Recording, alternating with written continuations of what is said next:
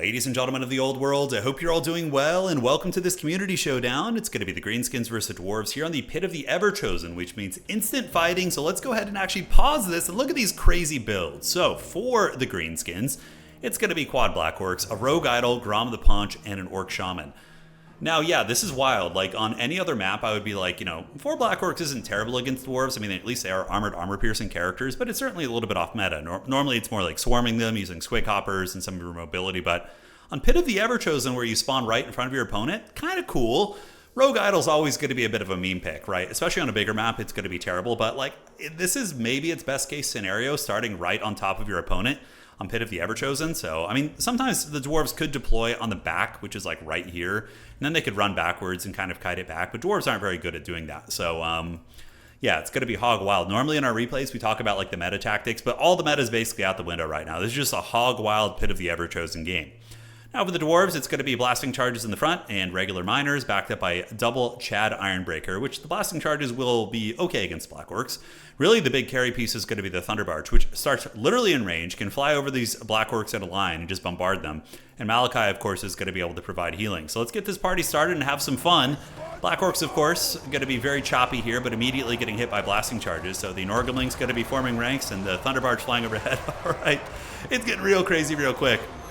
So here comes the blasting charges, and the dreaded Thunderbarge is going to be flying and dropping fat payloads on the Black Orcs, but all things considered, they're taking it pretty well. Crimson Kill is going to be chopping through these miners here, and the other 2 Black Orcs going to be coming around the flank as Big Daddy's on his way. Here we go.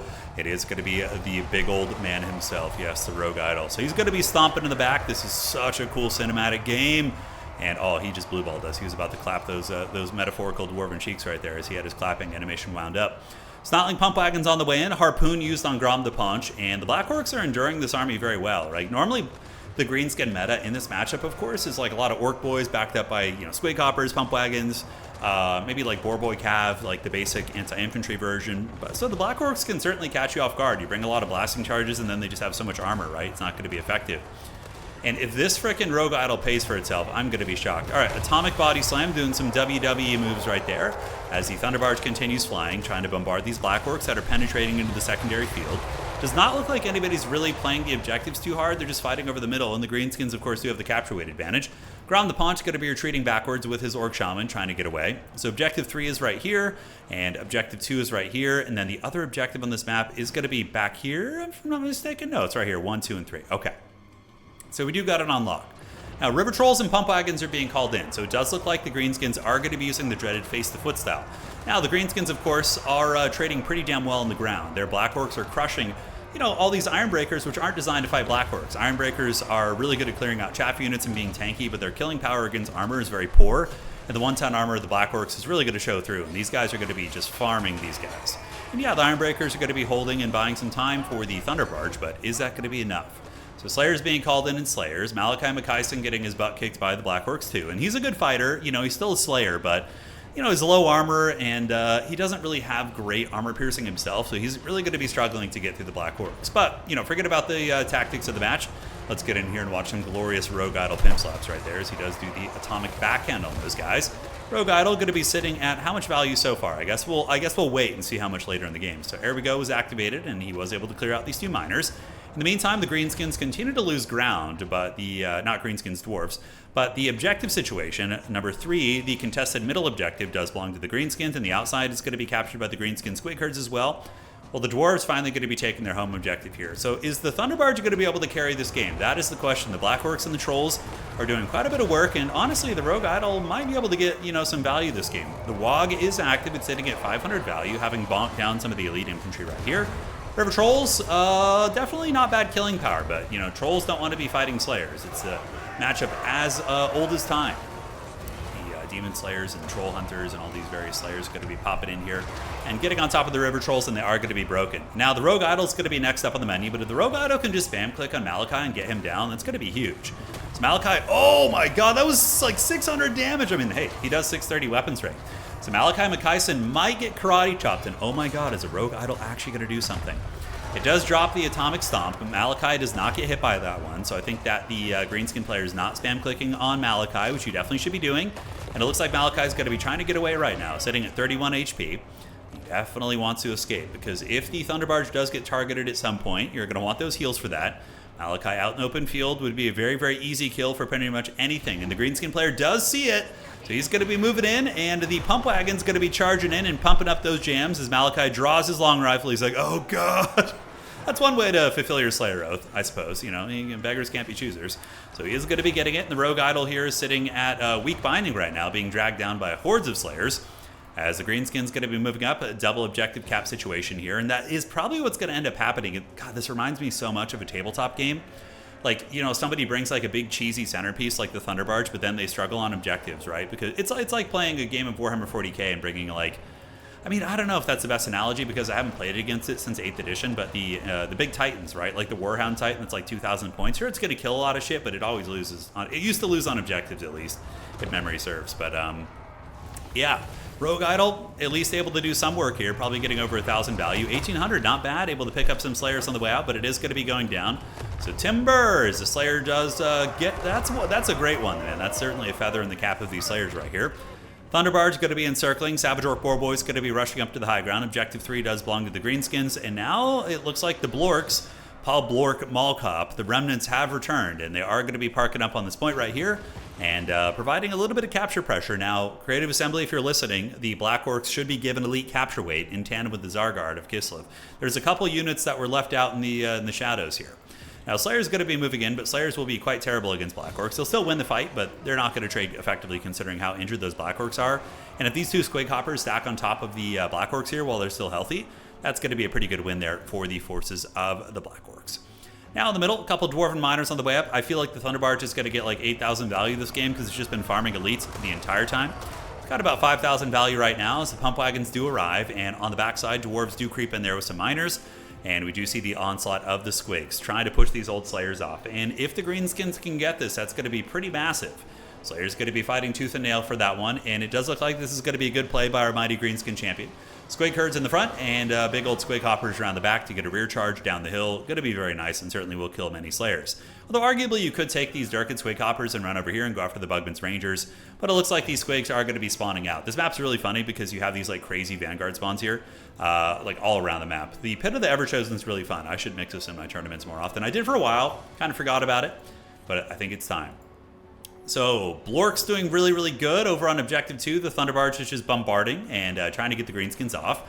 And it does look like the Dwarves are finally going to be able to get their ancestral lands back here, the middle objective. Thunderbarge going to be sitting at 5,300 value, and looking at ammunition, it's still got quite a bit. Yeah, I don't even know how the ammunition really works. It's just like obscene. Oh, I think it was getting restocks by... Malachi, does he even have a restock ability? I think that's the Dwarven Engineer characters. I don't know Malachi himself does, but yeah, this thing's just going to keep farming all freaking day. Backside objective, pretty safe for the Greenskins. Greenskins are at 600 points, and they do have their opponent triple capped right here. Granted, the Slayers are able to defeat the Black Orcs, and the Squig Hoppers do turn around and run into the Bugman's Rangers, which is very cost-effective. Bugman's Rangers are going to lose, not horrifically, but they'll certainly lose to the Durkid Squig Hoppers, which are very solid, dedicated anti-infantry unit with poison damage, while the other Bugman's Rangers in the woods are going to be taken down by a basic Squig herd, even more cost-effective. And the Greenskins going to be swarming what they can up on the objective. Grom the Paunch is, you know, he's using the Wimplo face-to-foot style. He's just got to get in there. He's got to eat those shots and just hold this objective for as long as possible. It's obviously a situation for the Greenskins here where they need to just, they got to just win on the points. Because the Thunderbarge is like, it's the Thanos. It's inevitable. It's going to get you one of these days. And currently at 6,000 value. Just a casual 6K value. Savage Orc Boar Boy's going to be cruising in. Couple Slayers are left over, but the Greenskins do manage to get the capture weight with their mobility.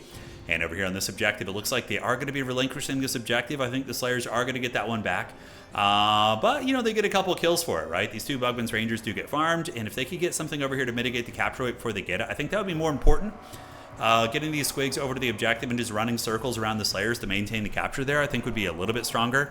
Now, back in the middle, Boar Boys are going to be charging into Slayers, which is not going to be great. The Dwarf certainly calling out the right tools. And, oh my god, he's back and he's pissed. It is going to be the Rogue Idol. So the big man is making his way back towards the middle. Absolute meme lord here is sitting at 1,800 value. While the Snotling Pump Wagons are going to be charging in, and they will kill some Slayers. As long as they cycle charge and don't stay in sustained combat, it's going to be cost effective. Greenskins have the capture weight. Thunderbarge is going to be sitting now at almost 7,000 value. So my prediction was 8,000, but I think it's going to even maybe breach that. We still have a lot of game to be played. This is probably really big for the Greenskins too. Getting Grom the Paunch killed here is probably going to lose you the game. because that will be negative 16 leadership to all these very tattered, haggard greenskins, and I don't think you can really afford that. Probably hiding Grom the Paunch over on the edge of the map and just sitting him there would be the best bet at this point. He is broken, but he's going to be healing and most likely will have a chance to rally. The Spirit of Gork and or Mork is active, of course, which is a, I believe, map-wide effect. It does buff everybody up, so leadership, and that's pretty good actually. 4 leadership's not insignificant. So he's going to be arriving to the middle. That is going to be 3 capture weight. Boar boys here are going to be, at full health they'd be 4, but Slayers are getting him down. But more pump wagons on the way, going to be running these bad boys over. And in the woods, Squig Hoppers feasting all these archers being chased by Slayers. Squigs can fight Slayers okay. It's not great for them, but they do at least have anti-infantry, so it's a little bit of back and forth. But I think the Greenskins need to make a play for objective 2. The Dwarves seem to be pretty laser focused on the middle right now. They're sending everything they can to try and mitigate that. So if the Greenskins could just get like a couple Spider Riders or Squigs and rush objective 2 here, that would probably be their win con. And then from there, you start preparing Helm's Deep. You start preparing objective number 1 here. I mean, you could even call it another Black Orc, but I think the Thunderbarge is just going to karate chop everything. So Rogue Idol's getting in there, and this Rogue Idol, of course, is at 2100 value, having fought a couple times. Does pancake some of the Slayers there, and the Pump Wagons are getting good cycle charging. And look at the Pump Wagons, man. Really nice. Able to actually take down one of the miners here who do get terror routed, actually giving the capture weight back to the Greenskins, who are going to be spamming in some Savage Orc Boar boys. In the meantime, objective number 1 is being contested as well. Slayer's getting ripped apart by Squigs, and I think the reason why they're losing that fight so badly is because they're trying to get back to the objective instead of fighting. And in that case, they're going to be running and getting munched on by the Squigs on the way out. And objective number 2 looks like it could possibly flip. So Slayer's heading from the home point over towards objective number 3. And on the backside, Savage Orc Boar Boy's going to be cruising for a bruising. And maybe getting into the Slayers. We will have to see. What do we have here? Greenskins holding on, man. It's Thunderbarge in time. The Thunderbarge is being trolled by this evil Chaos Obelisk in the middle of the map, which is hilarious. Almost 9,000 value on the Thunderbarge, guys. That is pretty freaking insane. As the Squigs, man, if they get this objective, I think Dwarves are going to be in serious trouble. That's probably a game-winning play for the Greenskins, considering they might be able to contest the middle with their cavalry, and they do. But another full capture weight unit's going to be coming in for the Dwarves. Pump Wagon's going to be trying to intercept them. And the Rogue Idol's legit actually doing good right now, which is so weird to say. Not something you hear often. It's definitely one of the worst units in the roster, but it is performing here in this niche circumstance on this very strange map. All right, 2 Slayers left here. Capture weight going for the Greenskins, and if the Greenskins get this one, I simply don't think there's going to be enough time for the Dwarves to get this. I mean, you can only Thunderbarge so hard. The Dwarves sitting at about 600 value right now in terms of supplies. Not value, but actual supplies. So that's going to be very tough. Thunderbarge getting its job done here, and now the Dwarves do start to flip this one, and it's going to be 1250 points. As the old Rogue Idol probably going to be going down for the second time, but not before it does its thing, and takes down a lot of Slayers there, actually getting some really respectable splash damage. Dwarves going to be vanguarding out, and for the Greenskins, you definitely just want to munch on these guys, and those Squig herds going to probably get rampaged here. I believe when they get low, they go out of control. Yes, they do. So the rampage is activated, negative 27 leadership, and they're going to be having a natural break here or stabilizing. Okay. Pretty good. So for the old Greenskins, it is Helm's Deep in time. I think you fight as long as you possibly can against this Dwarven Vanguard here, and then you just fall back to Objective 1. This is a lost cause. Objective 3 is not going to come back in the hands of the Greenskins here, the Thunderbarge and the Slayers, and the Rogue Idol making his valiant last stand, but it is Helm's Deeping time. I mean, you could still go in there and tie them up to keep them from rushing your objective, but probably fighting as far away from the Thunderbarge as possible is going to be good, because the Thunderbarge does have broadside fire. So aside from its cannon, there are Thunderers on the side who are basically shooting constantly. There's a whole bunch of them, 1, 2, 3. I don't know how many exactly there are, but Rogue Idol is down once again. And over here in the back, Squig Herd's going to be munching away into the miners. And here, the retreat is on. So the Savage Orc Boar Boy is going to be heading back towards objective number 1. And ladies and gentlemen of the old world, not much time left. It's going to be over very, very quick, but I think that the Dwarves are making a play for both. They do have the double miners on the back objective, which is probably going to get it, although a bit of a mistake here from our Dwarven player.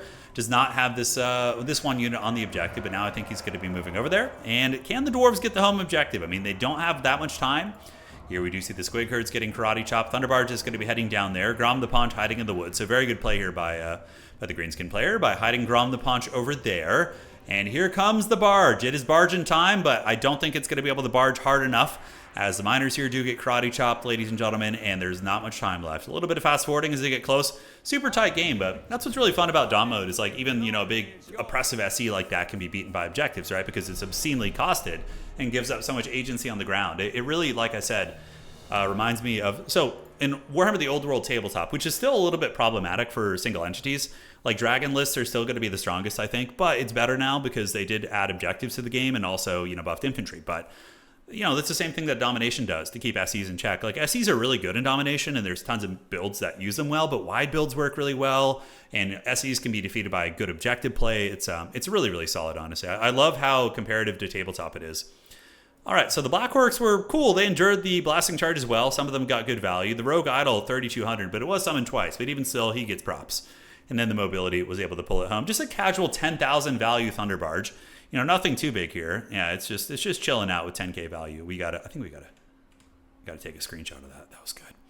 All right, guys, we're gonna see you around. Take care of yourselves. Well played to these two players. That was a really, really fun match.